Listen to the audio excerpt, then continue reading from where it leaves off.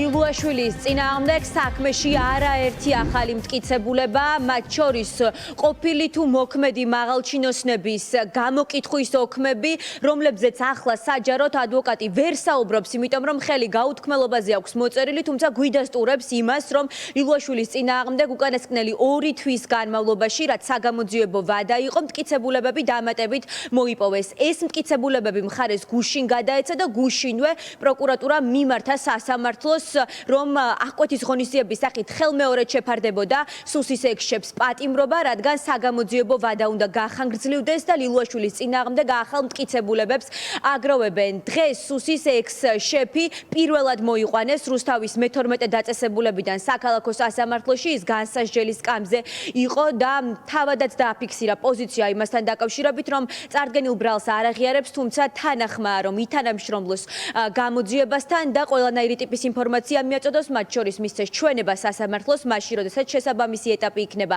საქმის.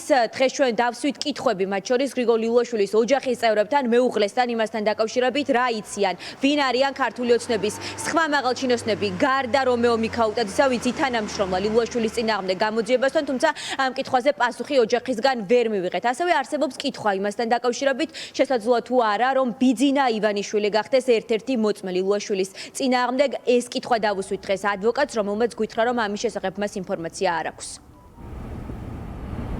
ვისი ჩვენებადობს თქვენი მეუღლის წინააღმდეგ? გაქვთ ინფორმაცია? როგორია ოჯახის პოზიცია, რომ გითხრათ, წარდგენილ ბრალდებასთან დაკავშირებით ელოდებოდით მის დაკავებას? არ გაქვთ არაფერი სათქმელი?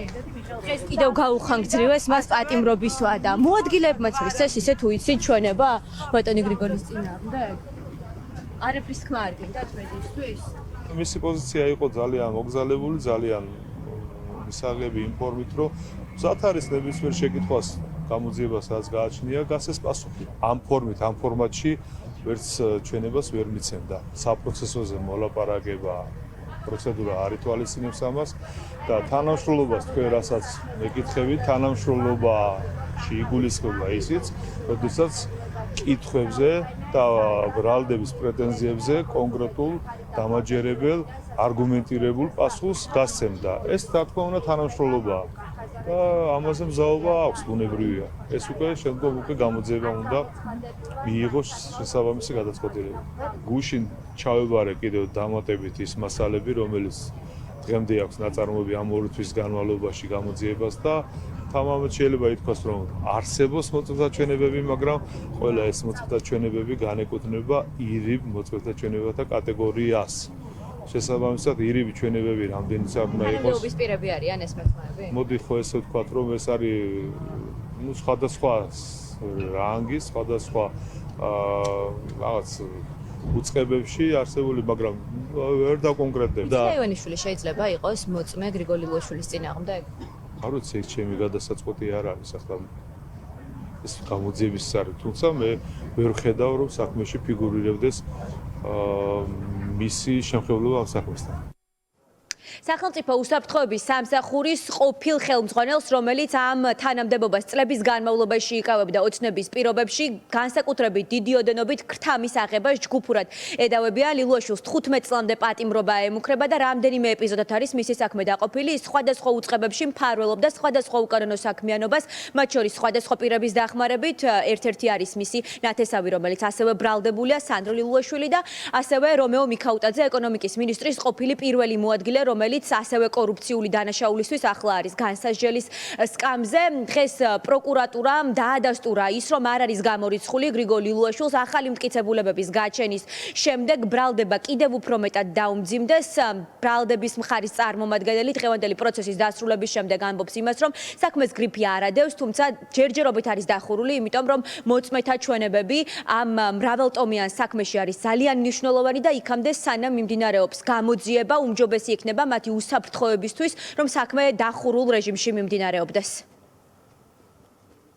ბრალდების მხარის შუამდგომლობის საფუძველზე სასამართლომ მიიღო გადაწყვეტილება, რომ გაგრძელებულიყო წინა სასამართლოს ხდომის ვადა და პროცესუალურად ეს საკითხი მოითხოვს შემდგომ უკვე აღკვეცის ღონისძიების გადასინჯვას. საკმაოდ მოცულობითი ინფორმაცია არის გამოძიების მიერ მოპოვებული, ინფორმატიული, რა თქმა უნდა, არსებობს საქმეში პირდაპირ ხასიათის მტკიცებულებები, თუმცა ამ ეტაპისთვის ვინაიდან ჩვენ ჯერ გამოძიება დასრულებული არ გვაქვს, იმისათვის რომ საფრთხე არ შეექმნას გამოძიებას და სრულყოფილი შედეგი მივიღოთ ამ სისხლის სამართლის საქმეზე, ვერ მოგახსენებთ იმ მოწმეების შესახებ, რომლებიც საქმეზე არიან გამოკითხულები და თავისთავად ვერც მათ შინაარსზე ვერ ვისაუბრებ. მისი მოადგილეები არიან თუ არა, ამასაც ბუნებრივია. ვერც ერთ პირთან მიმართებით, ვერც დავადასტურებ და ვერც უარყვავ. ამ ეტაპისათვის რომ არ გამჟღავნდეს ამ პირების მონაცემები და მათი უსაფრთხოება იყოს დაცული, მხოლოდ ამიტომ იხურება სასამართლო პროცესები. საბოლოოდ შედეგი, რაც გამოძიების მიერ იქნება დადებული, ბუნებრივია საზოგადოებას ეცნობება. თუ შესაბამისი მტკიცებულებები იქნება, შესაძლოა ბრალი დამძიმდეს და ასე შემდეგ ამას გვიჩვენებს უკვე გამოძიება. მოსამართლე, რომელმაც გრიგოლ ილუაშვილს დღეს კიდევ დაამატებით ორთვიანი წინასწარი პატიმრობა შეუფარდა, არის მზია გარშაულაშვილი, წინა სასამართლოს ხდომა